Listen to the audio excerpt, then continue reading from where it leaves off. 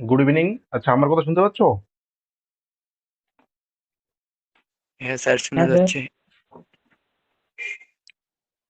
আচ্ছা, তাহলে গত ক্লাসে আমরা দ্রব্য সম্পর্কে দেকার্তের মতবাদ নিয়ে আলোচনা করেছিলাম। আজকে এই ক্লাসে আমরা দ্রব্য সম্পর্কে স্পিনোজার মতবাদ আলোচনা করব। দ্রব্য সম্পর্কে স্পিনোজার মতবাদ।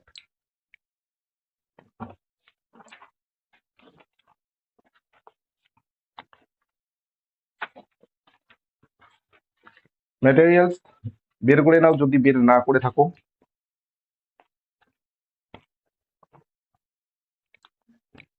আচ্ছা, চলো তাহলে আমরা লাইন টু লাইন বুঝে নেই। দেখো কি বলছে, প্রথম লাইনটা কি বলছে? এথিক্স গ্রন্থে স্পিনোজা দ্রব্যের সংজ্ঞা দিয়েছেন। তাহলে স্পিনোজার গ্রন্থটার নাম কি? গ্রন্থটার নাম হচ্ছে এথিক্স। তাহলে এথিক্স গ্রন্থ, তাহলে এথিক্স গ্রন্থের লেখককে? এথিক্স গ্রন্থের লেখক হচ্ছেন স্পিনোজা, মনে থাকবে। তাহলে এথিক্স গ্রন্থে স্পিনোজা কিন্তু তার দ্রব্য সম্পর্কে যে মতবাদ সেটা কিন্তু আলোচনা করেছেন। আচ্ছা, তাহলে কি বলছে দেখো, এথিক্স গ্রন্থে স্পিনোজা দ্রব্যের সংজ্ঞা দিয়েছেন। কি সংজ্ঞা দিয়েছেন? দ্রব্য হলো তাই যা তার অস্তিত্বের জন্য অন্য কিছুর উপর নির্ভর করে না এবং যাকে বুঝতে গেলে অন্য কোনো ধারণার প্রয়োজন হয় না। তাহলে দ্রব্য হলো তাই,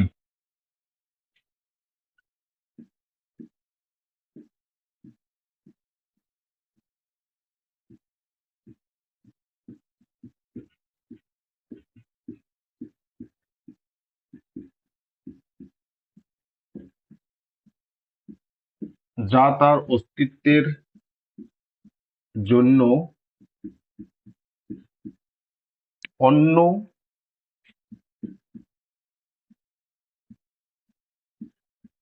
কিছুর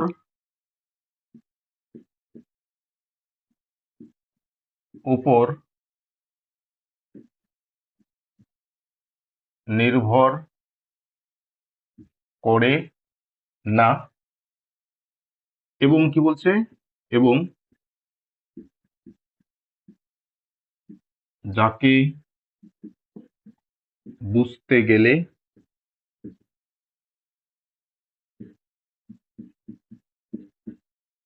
অন্য কোনো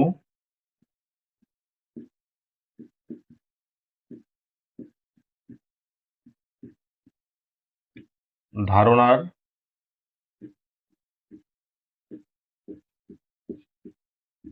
প্রয়োজন হয় না।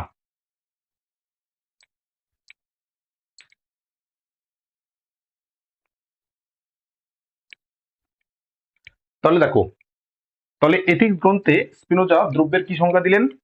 দ্রব্য হলো তাই যা তার অস্তিত্বের জন্য অন্য কিছুর উপর নির্ভর করে না।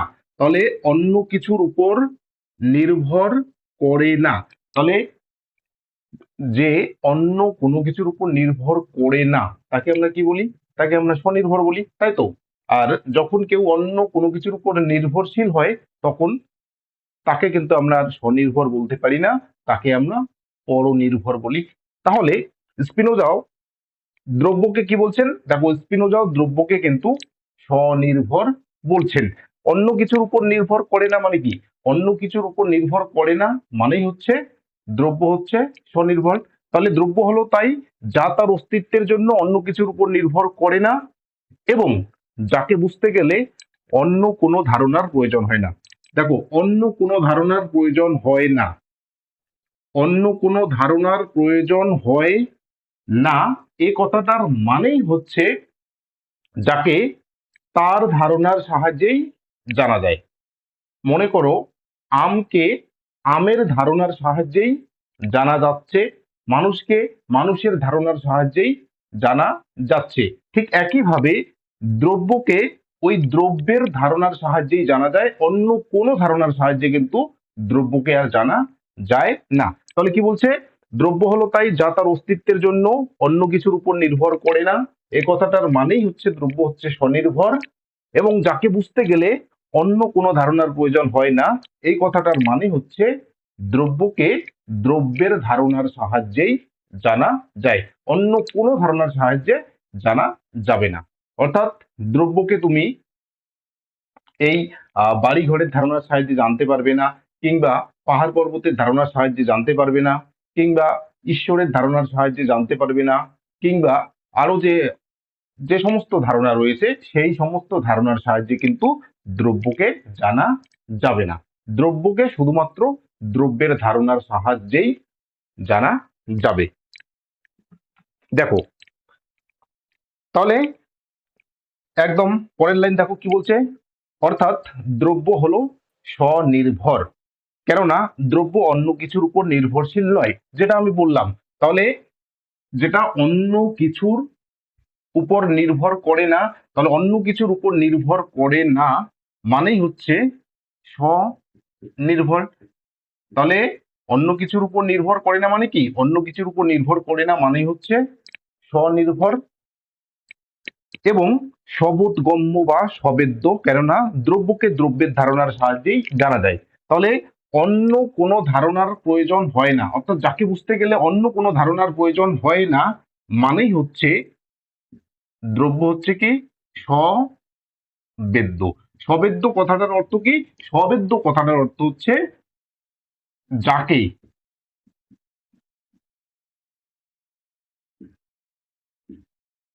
তার ধারণার সাহায্যেই জানা যায়। তাহলে তাকে তার ধারণার সাহায্যেই জানা যায়, অর্থাৎ এই তার জায়গায় যদি আমরা দ্রব্য লিখি, তাহলে দ্রব্যকে দ্রব্যের ধারণার সাহায্যেই জানা যাবে।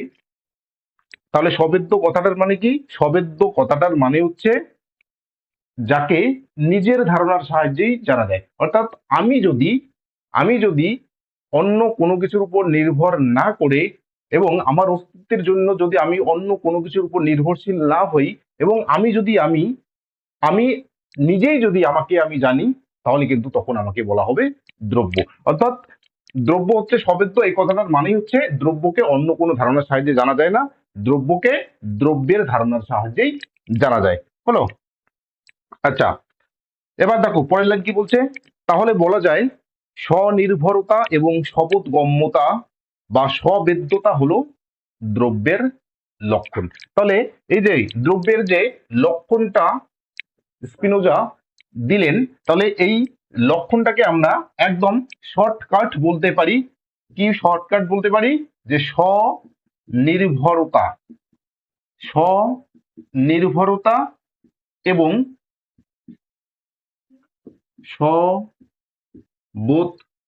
সবোধগম্যতা। তাহলে স্বনির্ভরতা এবং সবোধগম্যতা হলো কি দ্রব্যের লক্ষণ। দেখো শুধুমাত্র স্বনির্ভরতাই দ্রব্যের লক্ষণ নয়, আবার সবোধগম্যতাই দ্রব্যের লক্ষণ নয়। স্বনির্ভরতা এবং সবোধগম্যতা এই দুটো একসঙ্গে হচ্ছে স্পিনোজার মতে দ্রব্যের লক্ষণ। স্বনির্ভরতা মানে হচ্ছে যা অন্য কোনো কিছুর উপর নির্ভর করে না, আর সবোধগম্যতা মানে হচ্ছে যাকে জানতে গেলে অন্য কোনো ধারণার প্রয়োজন হয় না, যাকে নিজের ধারণার সাহায্যেই জানা যায়, সেটাকেই বলা হচ্ছে সবোধগম্যতা। বোঝা গেল? তাহলে স্বনির্ভরতা এবং সবোধগম্যতা এটাই হলো স্পিনোজার মতে দ্রব্যের লক্ষণ। আচ্ছা, এবার কি বলছে দেখো, এই সংজ্ঞা অনুসারে ঈশ্বর একমাত্র দ্রব্য।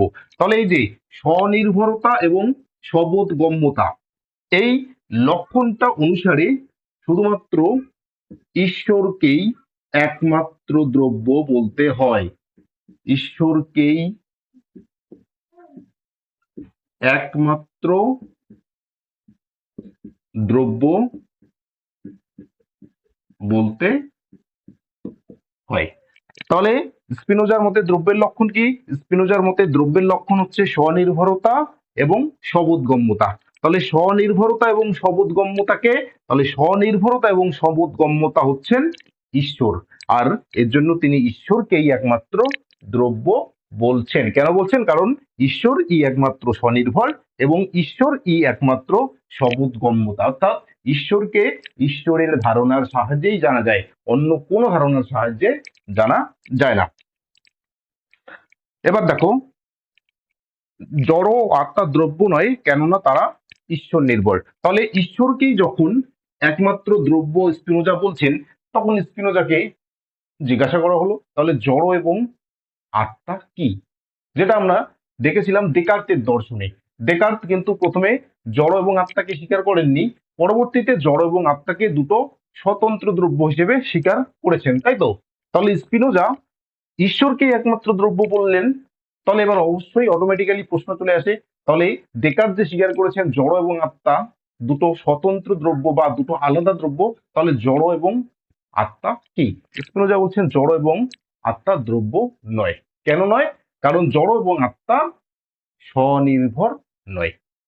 জড় এবং আত্মা হচ্ছে পরনির্ভর, আর পরনির্ভর হলে তাকে দ্রব্য বলা যায় না। কারণ স্পিনোজা বলেই দিয়েছেন যে দ্রব্য হতে গেলে তাকে স্বনির্ভর হতে হবে, স্বনির্ভর হলেই হবে না, এই স্বনির্ভর হওয়ার সঙ্গে সঙ্গে তাকে কি হতে হবে? সবোধগম্যতা হতে হবে, অর্থাৎ সে যাতে নিজেকে প্রকাশ করতে পারে, এই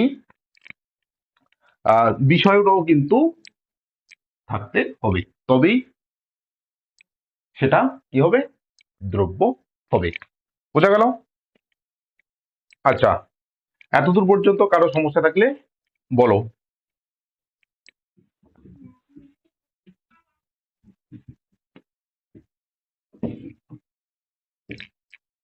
এবার দেখো নেক্সট কি বলছে। তাহলে প্রশ্ন হলো জড় ও আত্মা কি? দেখো, জড় এবং আত্মাকে স্পিনোজা কিন্তু দ্রব্য বলেননি। জড় এবং আত্মা, জড় এবং আত্মা স্পিনোজার মতে কি? স্পিনোজার মতে দ্রব্য নয়, তাই তো? কেন দ্রব্য নয়? কারণ জড় এবং আত্মা স্বনির্ভর নয়, এর জন্য জড় এবং আত্মাকে তিনি দ্রব্য বলেননি। তাহলে এবার প্রশ্ন হচ্ছে জড় এবং আত্মা কি? তাহলে এর উত্তরটা অবশ্যই স্পিনোজাকে দিতে হবে। তাহলে এর উত্তরে স্পিনোজা কি বলছেন দেখো, জড় ও আত্মা হলো ঈশ্বরের অসংখ্য অনন্ত ধর্মী গুণের দুটি গুণ মাত্র।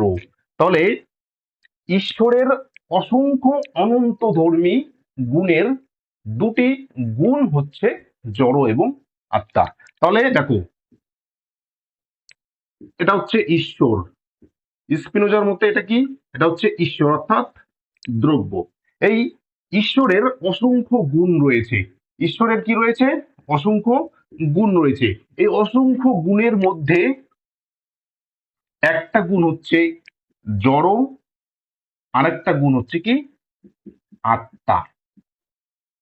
তাহলে ঈশ্বরের অসংখ্য গুণ রয়েছে, এই অসংখ্য গুণের মধ্যে জড় এবং আত্মা দুটি গুণ মাত্র। তাহলে জড় এবং আত্মাকে কিন্তু স্পিনোজা দ্রব্য বলেননি, কি বললেন?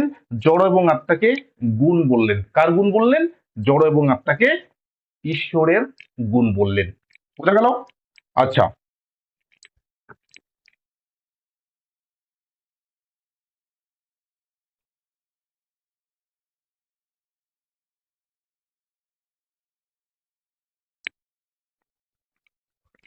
এবার দেখো কি বলছে, ঈশ্বরের গুণ রূপে জড় অর্থাৎ বিস্তার এবং আত্মা অর্থাৎ চেতনা হলো অনন্ত, অখণ্ড ও অসীম।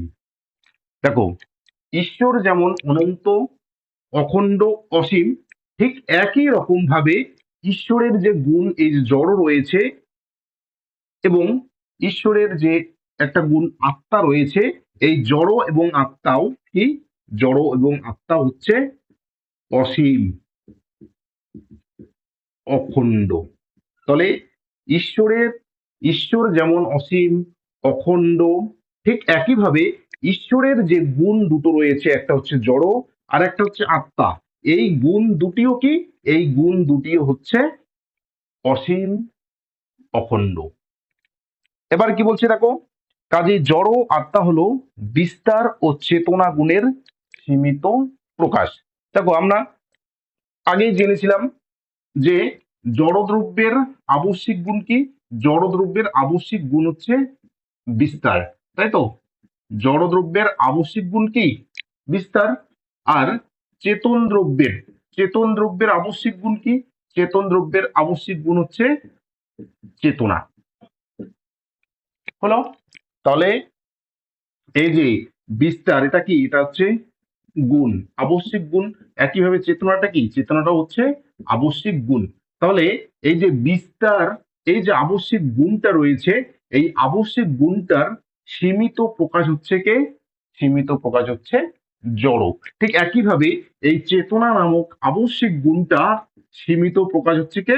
সীমিত প্রকাশ হচ্ছে চেতন। তাহলে জড় এবং আত্মা, এটা কি? এটা আত্মা হবে, আত্মা। হলো? তাহলে আত্মার আবশ্যিক গুণ কি? আত্মার আবশ্যিক গুণ হচ্ছে চেতনা। তাহলে চেতনা নামক গুণটার সীমিত প্রকাশ হচ্ছে কে? সীমিত প্রকাশ হচ্ছে আত্মা। কাজে জড় এবং আত্মা দুটো দ্রব্য নয়, জড় এবং আত্মা হচ্ছে দুটো গুণ। ঈশ্বরের অসংখ্য গুণের মধ্যে দুটো গুণ, এবং ঈশ্বরের অসংখ্য গুণের দুটি গুণ হলেও জড় এবং আত্মা কিন্তু অসীম, অখণ্ড। এবার অসীম অখণ্ড হওয়া সত্ত্বেও বিস্তার গুণের সীমিত প্রকাশ হচ্ছে জড়। ঠিক একইভাবে চেতনা, এই গুণটার সীমিত প্রকাশ হচ্ছে আত্মা। বোঝা গেল? আচ্ছা, কাজেই দ্রব্য হলো এক অদ্বিতীয় অনন্ত অসীম অনাদি নির্বিশেষ পূর্ণ সত্তা। এবং সবশেষে তিনি বলছেন কি? যে দ্রব্য হলো কি? দ্রব্য হলো এক অদ্বিতীয় অসীম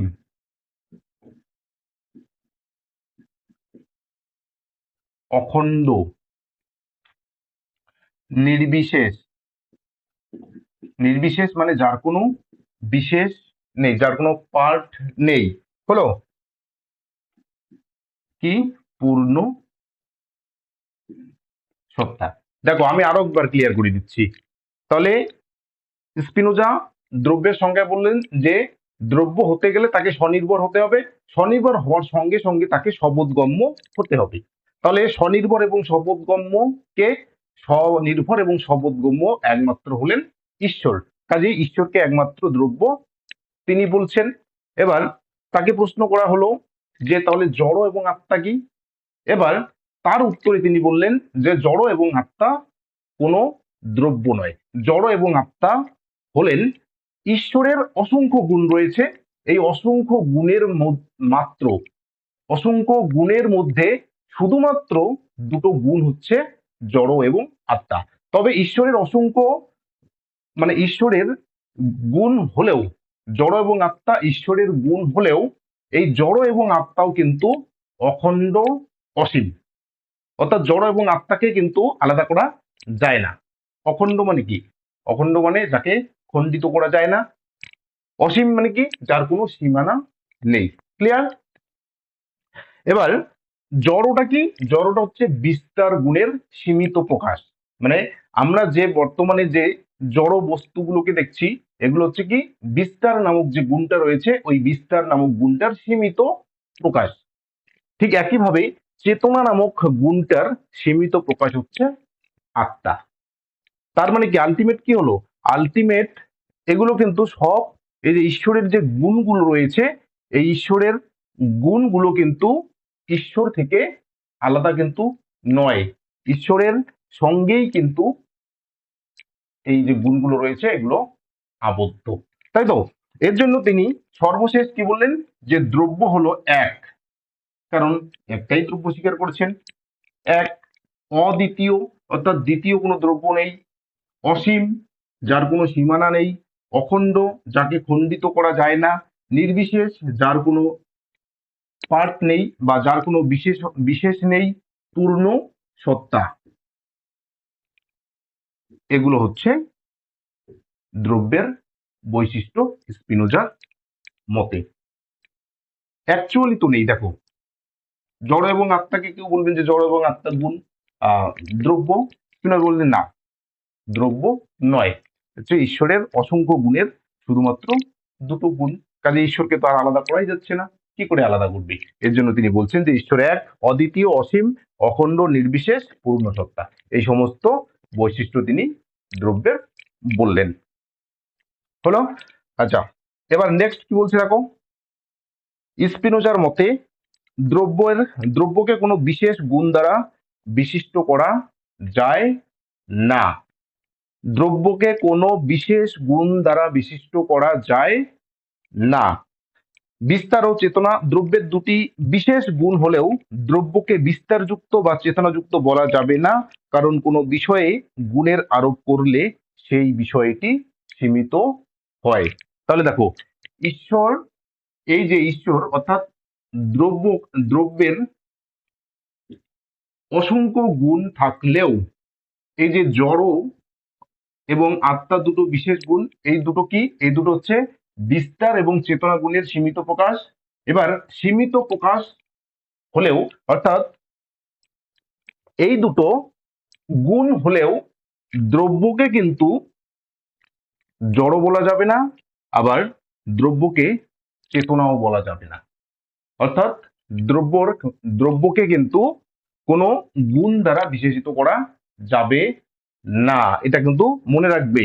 অর্থাৎ দ্রব্যকে আমরা জড়ও বলতে পারবো না, আবার দ্রব্যকে আমরা চেতনও বলতে পারবো না। কারণ দ্রব্যকে যদি আমরা জড় কিংবা চেতন এই সমস্ত বিষয়ে আরোপ করি দ্রব্যের মধ্যে, তাহলে কিন্তু সেটা কিন্তু বিশেষ হয়ে যায়, তখন কিন্তু সেটার নির্বিশেষ থাকবে না। কোনো বিষয়ে যদি গুণের আরোপ করি সেটা কিন্তু আর পূর্ণ সত্তা হয়ে থাকে না। হলো? কোনো বিষয়ে যদি আমরা গুণের আরোপ করি সেটা কিন্তু আর অখণ্ড থাকে না।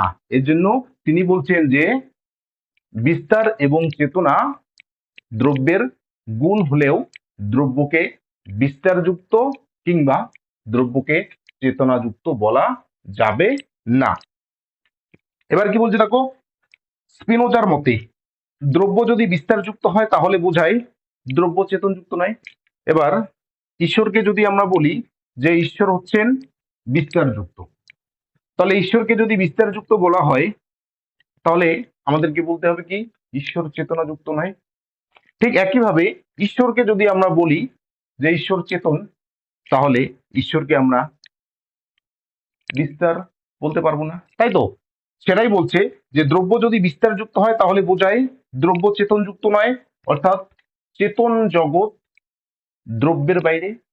তাহলে মনে করো এটা হচ্ছে জগৎ, এই জগতে ঈশ্বর, এবার এটা হচ্ছে বিস্তার নামক গুণ, এটা হচ্ছে চেতনা বা চেতন নামক গুণ।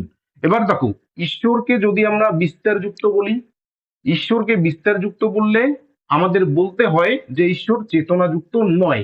তো যখন আমরা ঈশ্বরকে চেতনাযুক্ত বলবো না, তখন কিন্তু আমাদের এটা বলতে হবে যে চেতন জগৎ তাহলে দ্রব্যের বাইরে।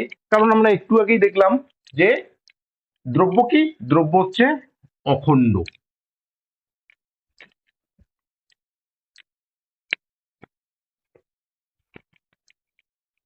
বোঝা গেল? তাহলে ঈশ্বরকে বিস্তারযুক্ত বলা যাবে না, কারণ ঈশ্বরকে যদি আমরা বিস্তারযুক্ত বলি তাহলে চেতন জগৎ দ্রব্যের বাইরে, এটা বলতে হয়। ঠিক একইভাবে ঈশ্বরকে যদি আমরা চেতনযুক্ত বলি তাহলে কিন্তু আমাদেরকে বলতে হবে যে তাহলে জড়জগৎ দ্রব্যের বাইরে, তাই তো? এবং সেক্ষেত্রে দ্রব্যকে এক, অসীম, পূর্ণসত্তা প্রভৃতি বলা যাবে না। এবং এই সমস্ত বিষয় যদি আমরা দ্রব্যের সম্পর্কে আরোপ করি তাহলে কিন্তু দ্রব্যের যে বৈশিষ্ট্যগুলো স্পিনোজা বলেছেন এগুলো কিন্তু আর তখন বলা যাবে না। তাই স্পিনোজা বলেন, কি বলছেন? দ্রব্য হলো নির্গুণ ও নির্বিশেষ। তাহলে স্পিনোজা বললেন যে দ্রব্য কি? দ্রব্য হচ্ছে নির্গুণ, অর্থাৎ দ্রব্যের কোনো বিশেষ গুণ থাকলেও দ্রব্যকে নির্গুণ বলতে হবে এবং কি বলতে হবে, নির্বিশেষ। অর্থাৎ দ্রব্যকে কোন রকম বিশেষণ দ্বারা প্রকাশ করা যাবে না। বোঝা গেল? পরিশেষে স্পিনোজা বলেন, বিশ্বজগতের জড় অথবা অজড় সবকিছুই এক অদ্বয় দ্রব্যের প্রকাশ। বলছে আমাদের এই যে জড় জগৎ কিংবা চেতন জগৎ যাই হোক না কেন, এটাই হচ্ছে একটা অদ্বয় দ্রব্যের প্রকাশ। অর্থাৎ একটা মাত্র দ্রব্যেরই প্রকাশ হচ্ছে এই জড় জগৎ এবং চেতন জগৎ। জগতের সবই দ্রব্য নির্ভর। তাহলে জগতের সবকিছুই কি নির্ভর? দ্রব্য নির্ভর। অর্থাৎ জগতের সবকিছুই ঈশ্বর নির্ভর, কারণ তিনি তো ঈশ্বরকে একমাত্র দ্রব্য বলছেন। দ্রব্য বলতে তিনি কাকে বোঝাচ্ছেন? দ্রব্য বলতে তিনি ঈশ্বরকেই বোঝাচ্ছেন। তাহলে জগতের সবকিছুই কি নির্ভর? জগতের সবকিছুই ঈশ্বর নির্ভর। দ্রব্যই একমাত্র স্বনির্ভর ও সৎ বস্তু। তাহলে দ্রব্যই একমাত্র স্বনির্ভর আর সৎ বস্তু মানেই হচ্ছে ঈশ্বর ই একমাত্র সৎ এবং ঈশ্বর ই একমাত্র স্বনির্ভর, তাই তো? এই দ্রব্যই ঈশ্বর, আবার এই ঈশ্বর ই বিশ্ব প্রকৃতি। তাহলে এই ঈশ্বরটাই কি? এই ঈশ্বরটাই হচ্ছে বিশ্ব প্রকৃতি। কারণ কারণ কি? কারণ হচ্ছে আমরা যেটাকে বিশ্ব প্রকৃতি মনে করছি সেটা আর কিছু না, সেটা হচ্ছে ঈশ্বরের প্রকাশ। আমরা এই যে জড়জগৎ এবং চেতন জগতে, জড়জগৎ এবং চেতন জগতে আমরা যা কিছু দেখছি সেটা আর কিছু না, সেটা হচ্ছে ঈশ্বর নামক যে দ্রব্যটা রয়েছে, এই ঈশ্বর নামক দ্রব্যটার প্রকাশিত রূপ। তাহলে দ্রব্য বলতে তিনি কাকে বোঝাচ্ছেন? দ্রব্য বলতে তিনি ঈশ্বরকে বোঝাচ্ছেন। আবার বিশ্ব প্রকৃতি বলতে কাকে বোঝাচ্ছেন? বিশ্ব প্রকৃতি বলতেও তিনি ঈশ্বরকে বোঝাচ্ছেন। কাজেই আমরা বলতে পারি যে যা দ্রব্য তাই ঈশ্বর, তাই হচ্ছে বিশ্ব প্রকৃতি, অন্য কিছুই না। দ্রব্য হচ্ছে সেটাই যা স্বনির্ভর এবং সবোধগম্য, স্বনির্ভর এবং সবোধগম্যকে ঈশ্বর, বিশ্বজগৎটাকে, বিশ্বজগৎটা হচ্ছে দ্রব্যের প্রকাশ, অর্থাৎ ঈশ্বরের প্রকাশিত রূপ। তাহলে যা দ্রব্য সেটাই ঈশ্বর, সেটাই হচ্ছে কি বিশ্ব প্রকৃতি। তাহলে দ্রব্য সমান ঈশ্বর সমান বিশ্ব প্রকৃতি, অর্থাৎ যা দ্রব্য তাই ঈশ্বর এবং তাই বিশ্ব প্রকৃতি। এটা হচ্ছে একটা স্পিনোজার সমীকরণ। যে তাহলে সমীকরণটা কি? দ্রব্য সমান ঈশ্বর সমান বিশ্ব প্রকৃতি। তাহলে যা দ্রব্য সেটাই ঈশ্বর, সেটাই হচ্ছে বিশ্ব প্রকৃতি। হলো? তাহলে বিশ্ব প্রকৃতি, ঈশ্বর, দ্রব্য এগুলো হচ্ছে সমান, অন্য কিছু না। ঈশ্বর এবং জগৎ স্পিনোজার মতে অভিন্ন। ঈশ্বরের প্রকাশ ই জগৎ। তাহলে ঈশ্বর এবং জগৎ স্পিনোজার মতে অভিন্ন, মানে এই যে আমাদের যে জগৎটা রয়েছে এটা কিন্তু ঈশ্বরের সঙ্গে অভিন্ন। অর্থাৎ এই জগৎ, কারণ এই জগৎটাই তো, এই জগৎটাই কি? এই জগৎটাই তো ঈশ্বর। অর্থাৎ এই বিশ্ব প্রকৃতিটাই কি? এই বিশ্ব প্রকৃতিটাই ঈশ্বর। কাজে ঈশ্বর এবং বিশ্ব প্রকৃতি তো আলাদা কিছু নয়। তাহলে ঈশ্বর এবং বিশ্ব প্রকৃতি বা জগৎটা কি? জগৎটা হচ্ছে অভিন্ন, ঈশ্বরের প্রকাশ, তাই তো? ঈশ্বর যখনই প্রকাশিত হচ্ছেন তখনই বিশ্ব প্রকৃতি হচ্ছে। অর্থাৎ স্পিনোজার মতে সবই ঈশ্বর এবং ঈশ্বরই সবকিছু। তাহলে আমরা যা কিছু দেখছি এই সবই কি? সবই হচ্ছে ঈশ্বর, আর ঈশ্বরই হচ্ছে সবকিছু। এর জন্য স্পিনোজাকে বলা হয় সর্বেশ্বরবাদী দার্শনিক এবং দ্রব্য সম্পর্কে স্পিনোজার মতবাদকে বলা হয় অদ্বৈতবাদ। যেহেতু সমস্ত কিছুকেই তিনি ঈশ্বর বলছেন এবং ঈশ্বরকেই তিনি সবকিছু বলছেন, এর জন্য স্পিনোজাকে বলা হচ্ছে সর্বেশ্বরবাদী দার্শনিক। এবং তার যে দ্রব্য সম্পর্কে যে মতবাদটা, এই মতবাদ থেকে বলা হচ্ছে কি? এই মতবাদ থেকে বলা হচ্ছে অদ্বৈতবাদ। অর্থাৎ অদ্বৈতবাদ মানেই হচ্ছে তিনি একটাই দ্রব্য স্বীকার করছেন, অর্থাৎ অদ্বৈতবাদ মানে হচ্ছে একটা সত্তাই তিনি স্বীকার করছেন, একটা দ্রব্যই তিনি স্বীকার করছেন, সেটা হচ্ছে কি, সেটা হচ্ছে ঈশ্বর। কাজে যা দ্রব্য তাই ঈশ্বর, তাই হচ্ছে বিশ্ব প্রকৃতি। হলো? বলো কারো কোনো সমস্যা থাকলে।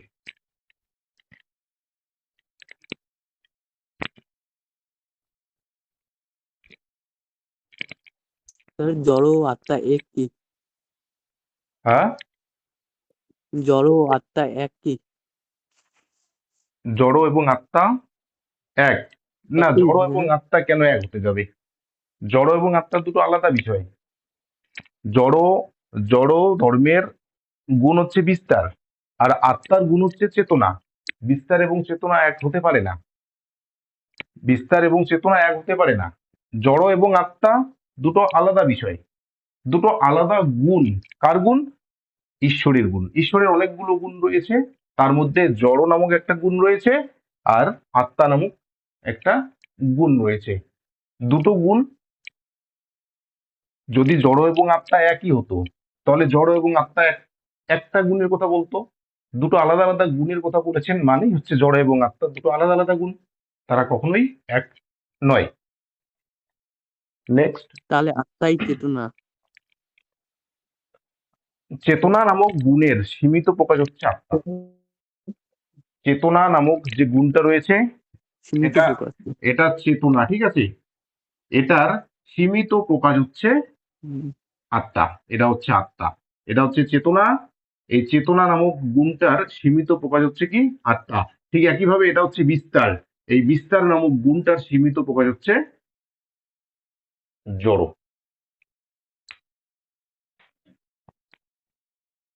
নেক্সট,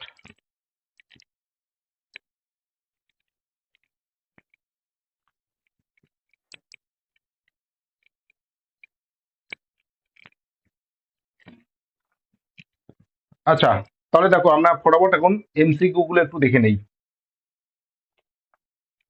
তাহলে প্রথম কোশ্চেনটা কি রয়েছে দেখো, ঈশ্বর ই একমাত্র দ্রব্য, একথা বলেছেন কে? বলেছেন স্পিনোজা। ঈশ্বর ই একমাত্র দ্রব্য, কে বলেছেন? স্পিনোজা। দ্রব্য হলো এমন যাকে নিজের সাহায্যে জানা যায়। দ্রব্য হলো এমন যাকে নিজের সাহায্যে জানা যায়, কে বলেছেন? স্পিনোজা বলেছেন। কারণ ওই যে দ্রব্যের লক্ষণে তিনি বলেছেন সবোধগম্যতা। সবোধগম্যতা মানে কি? যাকে নিজের সাহায্যেই জানা যায়। দ্রব্য হলো এক অসীম স্বাধীন সত্তা, কে বলেছেন? স্পিনোজা। তাহলে দ্রব্য হচ্ছে এক অদ্বিতীয় অসীম অখণ্ড নির্বিশেষ পূর্ণ সত্তা স্বাধীন সত্তা, কে বলেছেন? এগুলো সবই বলেছেন স্পিনোজা। হলো? এবার কি আছে? সকল ই ঈশ্বর এবং ঈশ্বর ই সকল, এই মত। তাহলে সকল ই ঈশ্বর মানে হচ্ছে সবকিছু ঈশ্বর, আর ঈশ্বর ই সবকিছু। তাহলে এই কথাটা কে বলেছেন? এই কথাটা বলেছেন স্পিনোজা। এটার পাশে তোমরা লিখে রাখো 2025, অর্থাৎ 2025-এ এই প্রশ্নটা এসেছে। কাজেই এই প্রশ্নটার পাশে তোমরা 2025 এটা লিখে রাখবে। হলো?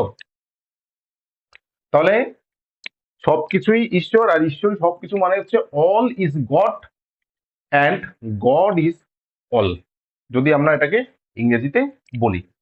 আচ্ছা নেক্সট কি রয়েছে দেখো, সর্বেশ্বরবাদী দার্শনিক হলেন। তাহলে সর্বেশ্বরবাদী দার্শনিক কাকে বলা হচ্ছে? সর্বেশ্বরবাদী দার্শনিক বলা হচ্ছে স্পিনোজাকে। দ্রব্য সমান ঈশ্বর সমান প্রকৃতি, এই সমীকরণটি দিয়েছেন কে? দিয়েছেন এই সমীকরণটি দিয়েছেন স্পিনোজা। দ্রব্য হলো সংখ্যায় মাত্র একটি, কে বলেছেন? স্পিনোজা। ঈশ্বর ই একমাত্র স্বনির্ভর দ্রব্য, কে বলেছেন? স্পিনোজা। স্পিনোজার মতবাদের পরিণতি হলো, তাহলে কোনটা হবে? সঠিক উত্তরটা হবে অদ্বৈতবাদ।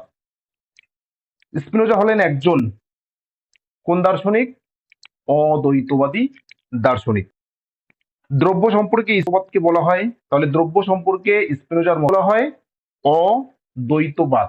আচ্ছা এখানে যে অদ্বৈতবাদী আছে আর বহুত্ববাদী, এই বাদিগুলো হবে না, মানে দীর্ঘিকার গুলো কাটা যাবে। হলো, তাহলে কি হবে? অদ্বৈতবাদ। স্পিনোজা দ্রব্যকে বলেছেন, কি বলেছেন?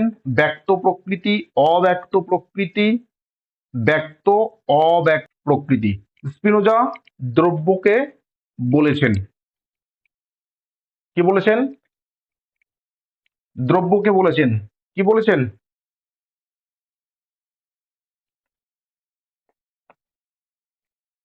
ব্যক্ত প্রকৃতি। তাহলে সঠিক উত্তরটা কি হবে? ব্যক্ত প্রকৃতি, অর্থাৎ প্রকাশিত প্রকৃতি। নেক্সট,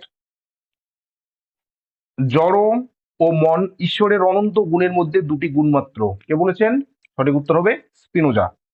স্পিনোজার মতে দ্রব্যের লক্ষণ স্বনির্ভরতা, স্বয়ংক্রিয়তা, আত্মসক্রিয়তা। তাহলে কোনটা হবে? স্বনির্ভরতা, স্বয়ংক্রিয়তা, আত্মসক্রিয়তা। তাহলে স্পিনোজার মতে দ্রব্যের লক্ষণ হচ্ছে স্বনির্ভরতা। যা স্বনির্ভর ও সবেদ্য তাই হলো দ্রব্য, কে বলেছেন? সঠিক উত্তর হবে স্পিনোজা। অন্তর্বর্তী ঈশ্বরবাদের সমর্থক হলেন কে? স্পিনোজা। জড়দ্রব্য আত্মাকে দ্রব্য বলে স্বীকার করেন না, কে স্বীকার করেন না? সঠিক উত্তর হবে স্পিনোজা। যা স্বয়ম্ভু ও সবেদ্য তাই হলো দ্রব্য, কে বলেছেন? এটার উত্তর হবে স্পিনোজা। দ্রব্যের ধারণায় একত্ববাদী বলা হয় কাকে? স্পিনোজাকে। All is God, God is all, কে বলেছেন? স্পিনোজা। মানে সবকিছু ঈশ্বর আর ঈশ্বরই সবকিছু, যদিও এটা আসবে না, 2025-এ চলে আসছে।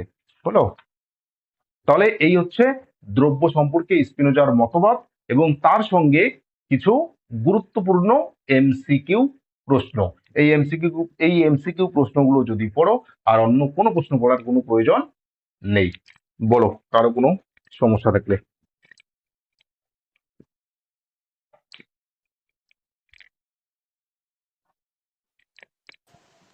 স্যার স্পিনোজা দ্রব্যকে বলেছেন, ওটা কি বললেন আর একটু বলুন না। ব্যক্ত প্রকৃতি।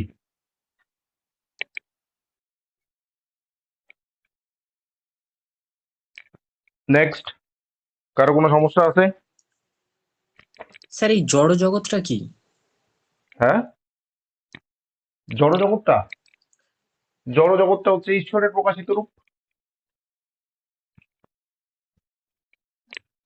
জড়জগৎ বা চেতন জগৎ, জড়জগৎ চেতন জগৎ তো আলাদা বিষয় নয়। জড়জগৎ এবং চেতন জগৎ এটাই হচ্ছে, অর্থাৎ জড়জগৎ এবং চেতন জগৎ মানে হচ্ছে বিশ্ব প্রকৃতি। এই বিশ্ব প্রকৃতিটা আর অন্য কিছু না, এটা হচ্ছে ঈশ্বরের প্রকাশিত রূপ বা দ্রব্যের প্রকাশিত রূপ। হলো, মানে দ্রব্য প্রকাশিত হয়ে আছে। এই যে আমরা এত কিছু দেখছি যে আমাদের এই প্রকৃতিতে বা এই জগতে যা কিছু দেখছি, আর কিছু না, এটা হচ্ছে দ্রব্য, অর্থাৎ ঈশ্বর। এর জন্য বলছেন যে সবই ঈশ্বর। আমার হাত, এই যে জেরক্স গুলো যে রয়েছে, এটা হচ্ছে ঈশ্বর। পেনটা, এটা হচ্ছে ঈশ্বর। পেনটা হচ্ছে ঈশ্বরের প্রকাশিত রূপ, এটা হচ্ছে ঈশ্বরের প্রকাশিত রূপ। সবই হচ্ছে ঈশ্বর। হলো,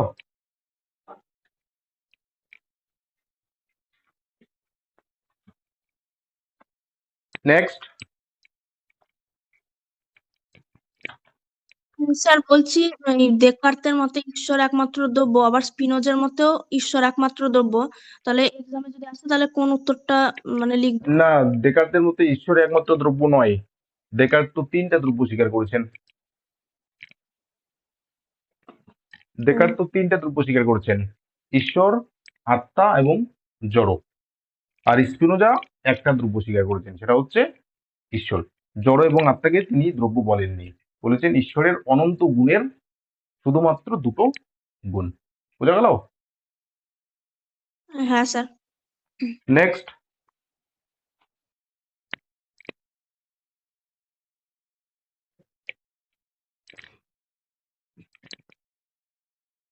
তো ঠিক আছে, ম্যাটেরিয়ালস গুলো একটু ভালোভাবে পড়বে, তাহলে দেখবে একদম জলের মতো সব পরিষ্কার হয়ে গেছে। পড়বে একটু ভাববে, পড়বে একটু ভাববে, দেখবে একদম সহজ, কঠিন কোনো বিষয়ই না। বোঝা গেল? আর সমস্যা হলে নেক্সট ক্লাসে জানাবে বা রেকর্ডেড ক্লাসটা দেখে নেবে। তো চলো, ঠিক আছে, ক্লাসটা তাহলে আজকে এ পর্যন্তই থাকবে। পরবর্তী ক্লাসে আমরা লাইবনিজের মতবাদ নিয়ে আলোচনা করব।